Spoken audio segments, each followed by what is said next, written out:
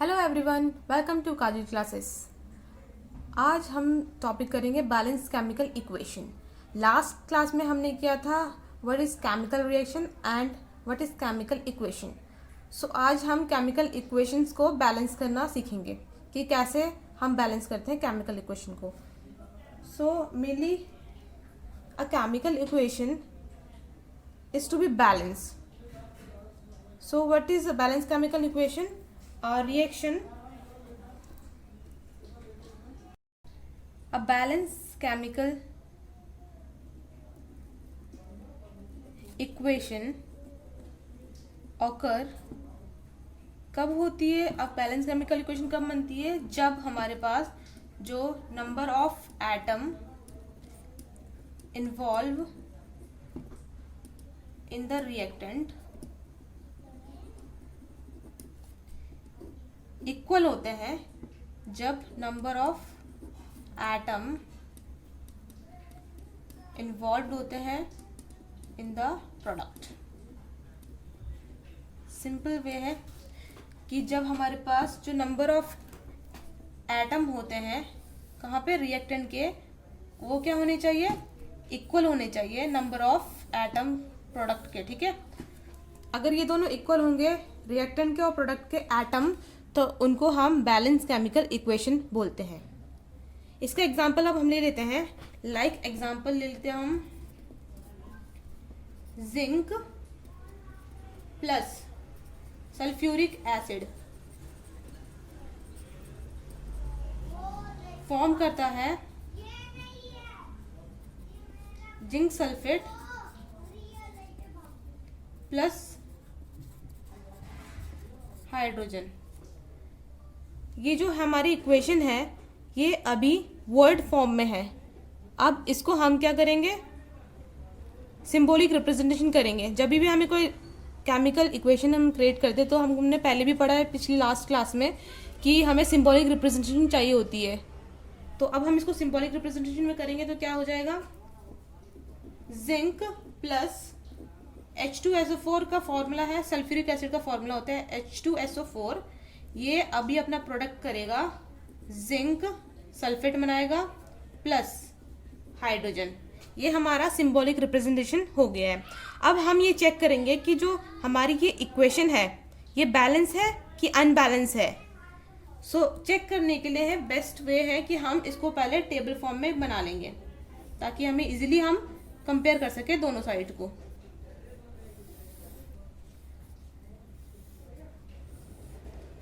तो ये एलिमेंट्स हो गए कि कौन कौन से हमारे इक्वेशन में एलिमेंट है। अब नंबर ऑफ जो एटम है रिएक्टेंट के, और इस साइड हो जाएंगे नंबर ऑफ एटम प्रोडक्ट के। दोनों साइड को हम कंपेयर करेंगे, लेफ्ट साइड को और राइट साइड को आपस में कंपेयर करेंगे। सो हमारे पास जो पहला हमारे पास एलिमेंट है वो जिंक है, दूसरा हो गया हाइड्रोजन, थर्ड हो गया सल्फर और फिर ऑक्सीजन। ये जो चार एलिमेंट आपको शो हो रहे हैं ये हमारी इस इक्वेशन के एलिमेंट है। अब इस इक्वेशन को हम देखेंगे कि ये बैलेंस है कि नहीं है। इसके लिए है हमें एटम काउंट करने पड़ेंगे कि रिएक्शन में हमारे कितने एटम है। रिएक्टेंट साइड को देखेंगे, ये हमारा जो है रिएक्टेंट है और ये साइड जो है वो हमारी प्रोडक्ट है। सो दोनों साइड को कंपेयर करेंगे। इसमें रिएक्टेंट साइड में जिंक जो है इसका जो नंबर है वो 1 है, और जो जिंक प्रोडक्ट साइड में है इसका भी जो है नंबरिंग है, आप देख सकते हैं इसमें भी कितना है, 1 है। इसी तरीके से हम हाइड्रोजन का कंपेयर करेंगे दोनों साइड को। हाइड्रोजन हमारे पास 2 है यहाँ पे भी और यहाँ पे भी 2 है, और जो हमारा सल्फर है वो हमारे पास 1 और 1 है बोथ साइड। इसी तरीके से हमारे पास जो ऑक्सीजन है वो यहाँ पे 4 है और यहाँ पे भी क्या है, 4 है। सो ये आप देख सकते हैं, आपको डायरेक्टली पता चल रहा है कि रिएक्टेंट और प्रोडक्ट बोथ साइड आप देखोगे जो एलिमेंट्स हमारे पास 4 एलिमेंट्स हैं उनकी जो रिएक्टेंट और प्रोडक्ट के एटम्स हैं 1 2 1 4 बिल्कुल ही इक्वल है। सो इस इक्वेशन को अब हम कह सकते हैं कि balance equation. So this is known as balanced chemical equation. ये तो बात थी कि जब इक्वेशन हमारे पास ऑलरेडी बैलेंस है। अब जो हम नेक्स्ट करेंगे, जब हमारे पास कोई अनबैलेंस केमिकल इक्वेशन होती है तो उसको हम कैसे बैलेंस करेंगे, हम उसके लिए एक एग्जांपल लेंगे अब। सो अनबैलेंस केमिकल इक्वेशन को कैसे हम बैलेंस करेंगे। अभी तक हमने सिर्फ ये देखा था कि हमने कैसे, मतलब पहले से बैलेंस इक्वेशन को हमने किया, देखा कि ये बैलेंस है। अब हम जो हमारे पास अनबैलेंस है उसको हम पता करेंगे कैसे करना है हमने, ठीक है। तो हम स्टेप्स बाय स्टेप करेंगे इस प्रोसेस को। सो हम एग्जांपल ले लेते हैं। इसके लिए हमने एग्जांपल लिया है Fe plus H2 iron plus water form होता है Fe3O4 प्लस हाइड्रोजन, ठीक है। ये हमारी हो गई केमिकल इक्वेशन है। अब हम इसको फिर से चेक करेंगे। चेक करने के लिए मैंने आपको पहले भी बताया है कि हमें बॉक्स में आके चेक करना है, हमें कंपेयर करना है रिएक्टेंट के एटम्स को और प्रोडक्ट के एटम्स को आपस में हमें कंपेयर करना है कि कितने हैं, ताकि हमें पता चल सके हमें कौन कौन सी चीज़ें बैलेंस करनी है। सो हम फिर से यहाँ पे क्या करेंगे, बॉक्स फॉर्म करेंगे जैसे हमने पहले करे थे। सो वही लिखेंगे हम दोबारा से। एलिमेंट हो गए आपके यहाँ पे, this side is number of atom, reactant में कितने हैं और यहाँ पे एटम्स कितने हैं प्रोडक्ट में।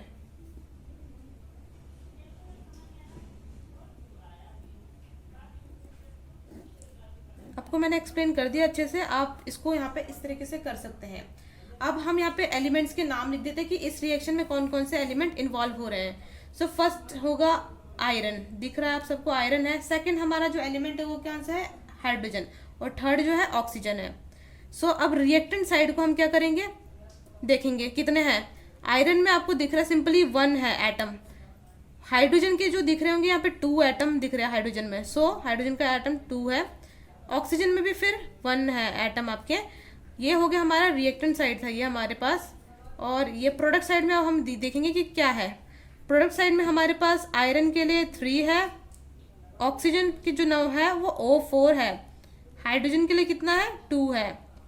यहाँ पे आप देख सकते हैं कंपेयर करके, आयरन का जो है रिएक्टेंट में 1 है और यहाँ पे 3 है। सो ये बैलेंस नहीं है। हाइड्रोजन का जो है 2 ये बैलेंस्ड है अभी। ऑक्सीजन के लिए 1 है यहाँ पे और यहाँ पे प्रोडक्ट में 4 है।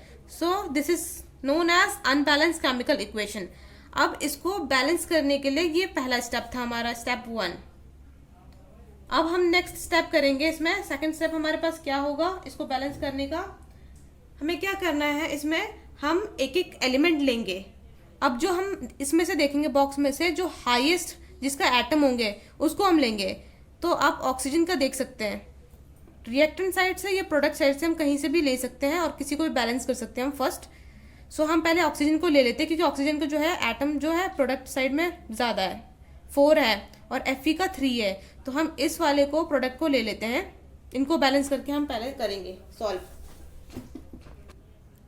सो जो सेकंड स्टेप है हमारा, उसमें हमने क्या करना, हमने देखना कि जो हाईएस्ट नंबर ऑफ होगा ना, हाईएस्ट नंबर ऑफ एटम को हम पहले देखेंगे, ठीक है। हम सेकंड स्टेप में ये करेंगे। तो सबसे ज़्यादा हाईएस्ट जो है ऑक्सीजन के एटम है, तो हम ऑक्सीजन को पहले सॉल्व करेंगे इस इक्वेशन के लिए। सो हम सेम इसी तरीके से हम टेबल यहाँ पे भी फॉर्म कर देंगे, सेम करेंगे हम ऑक्सीजन के लिए।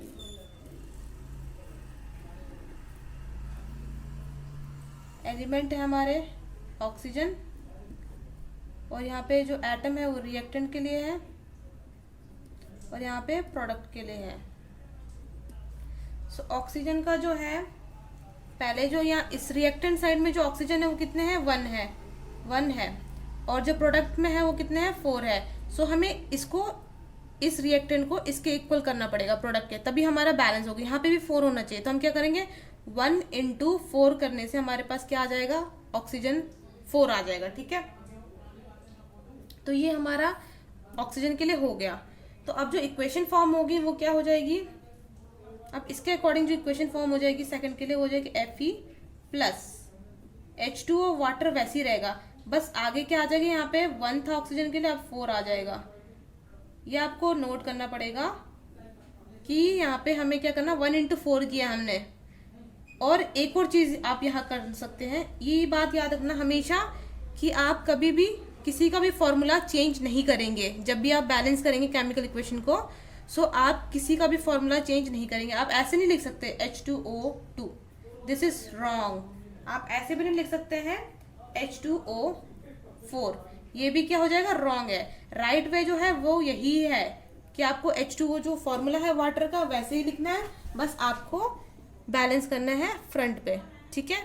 अब जिसका प्रोडक्ट फॉर्म होगा वो कितना हो जाएगा, Fe3O4 प्लस H2O। ये तो उतना का था, ऑक्सीजन 4 ही था तो ये बैलेंस था। हमने यहाँ बैलेंस करके ऑक्सीजन को दोनों साइड क्या कर दिया, लेफ्ट और राइट साइड क्या कर दिया, बैलेंस कर दिया, ठीक है। अब जो हमारा थर्ड स्टेप है इसका वो क्या है, अब हम नेक्स्ट को देखेंगे।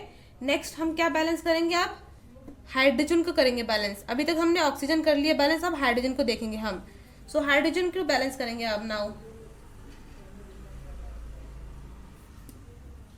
सो अब हम हाइड्रोजन को बैलेंस करेंगे सेम इसी तरीके से, ऐसा टेबल फॉर्म करेंगे ताकि आपके लिए इजी रहे, आप इजीली कर पाएंगे अगर आप ऐसे टेबल फॉर्म करके करेंगे तो। सेम हम वही लिखेंगे जो हमने ऊपर लिखा है।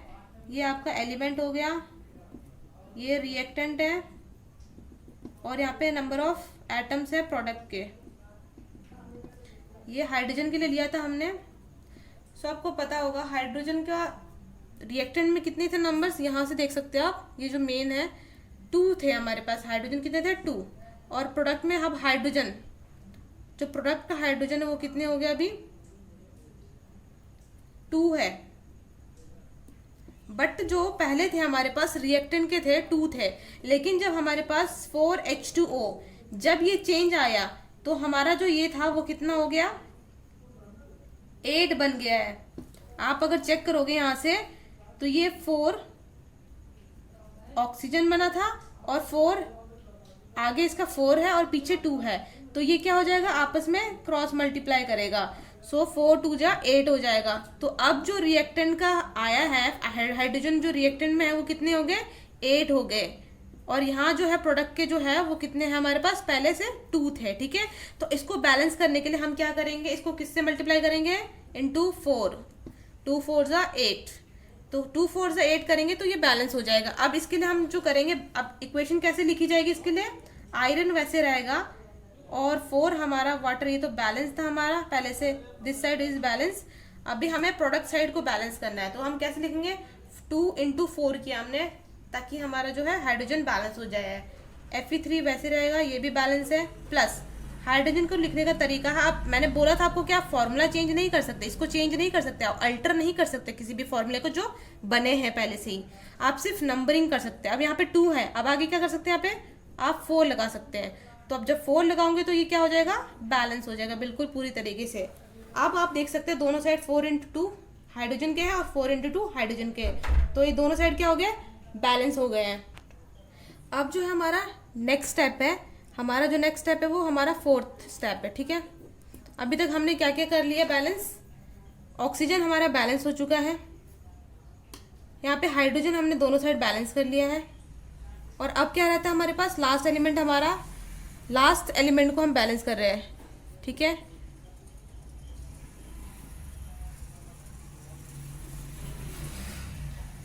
जो हमारा लेफ्ट रह गया लास्ट एलिमेंट को बैलेंस करेंगे, ठीक है। इसमें हम सेम फॉर्मेट ऐसी है, इजी स्टेप है, ऐसी इस तरीके से करेंगे तो आपको इजी रहेगा समझने में।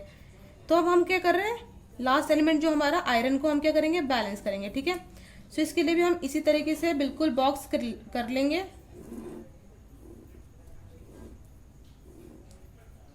यहाँ पे हमारे पास एलिमेंट जो आ जाएगा वो क्या आ जाएगा, आयरन। यहाँ पे हमारा रिएक्टेंट क्या आ जाएंगे, और यहाँ पे हमारे प्रोडक्ट आ जाएगा। सो आयरन का जो नंबर ऑफ एटम है रिएक्टेंट के वो कितने हैं, यहाँ पे कितने थे आयरन के, 1 है, और यहाँ पे जो प्रोडक्ट है वो कितने हैं, 3 है।